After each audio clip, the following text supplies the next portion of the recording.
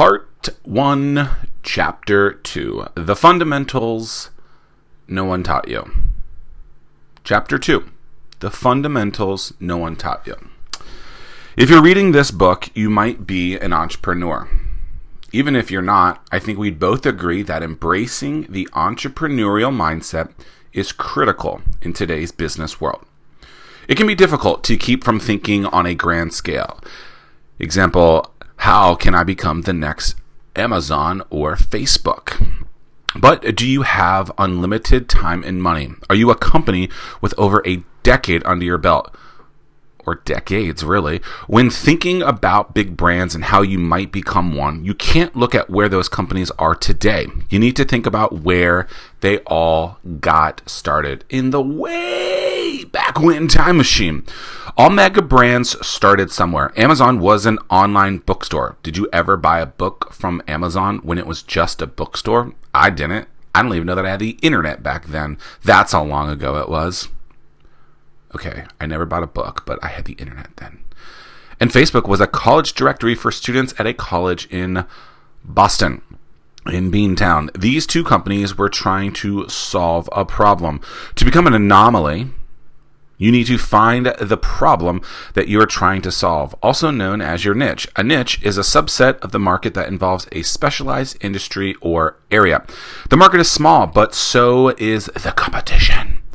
A good example of a niche is someone specializing in refurbishing vintage stereos. In the late 1990s, the internet wasn't a trusted entity. It wasn't part of everyday life like it is today. However, Jeff Bezos, now one of the wealthiest men in the world, knew what could come of it. He started small, but kept his vision wide. One of the most important things you need to do is to maintain vision and focus.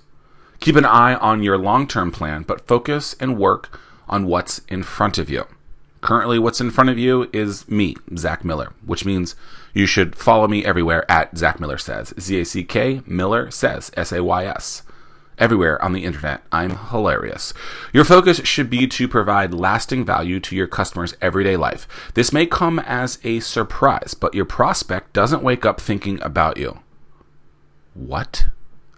Ugh. However, as you become an everyday occurrence, you can move the needle little by little to integrate your brand into their lives. Similar to how adoring fans anxiously, wow, that word's hard to say.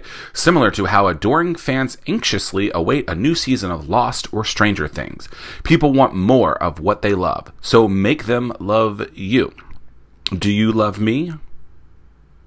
Ask yourself that question. It's possible to provide so much value, content, help, and support that they can't wait to hear from you.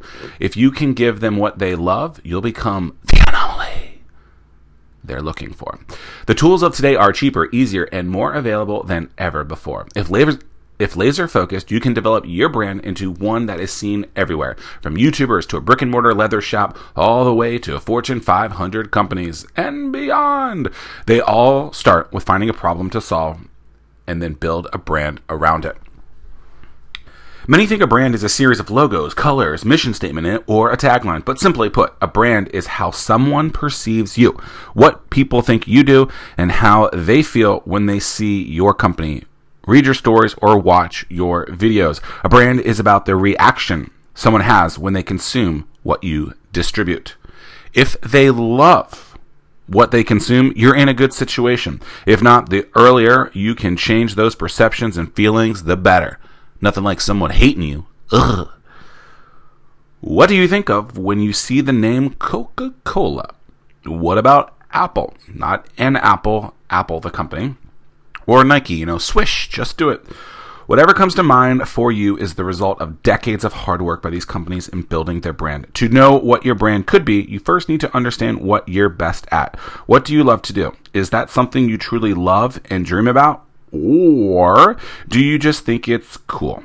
In the next chapter, you'll learn how to find your niche or calling, even if it's screaming in your ears and you can't hear it. Maybe your calling is to be Zack Miller's biggest fan. Is that you? I want to hear about it. Roadmap. Understand the concept of business principles. They're in everything you do. Promise me that you will adopt what you are about to learn. Email me at zach@startwithhatch.com if you're game. Understand the concept of business principles. That's it. Understand that the things that are about to be said in Anomaly, and really the things that you should see in your life, you should really think about with business principles. Because if you think of it that way, in the game of business, the game of your career, I think things will go better for you. Scratch that. I know that they will. That's it for chapter 2. On to chapter 3.